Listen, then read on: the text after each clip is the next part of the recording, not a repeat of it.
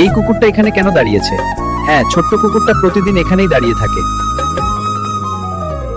কারণ আগে সে একা ছিল না। এই ছোট ছেলেটাই ছিল তার সবচেয়ে ভালো বন্ধু। কিন্তু একদিন ছেলেটা আর স্কুলে আসেনি। তবুও কুকুরটা প্রতিদিন এখানেই অপেক্ষা করছিল। গ্রামের মানুষ অবাক হয়ে গেল। বৃষ্টি হলেও সে এখান থেকে যায়নি। হঠাৎ একদিন স্কুলের গেট খুলল, আর ছেলেটা ফিরে এলো।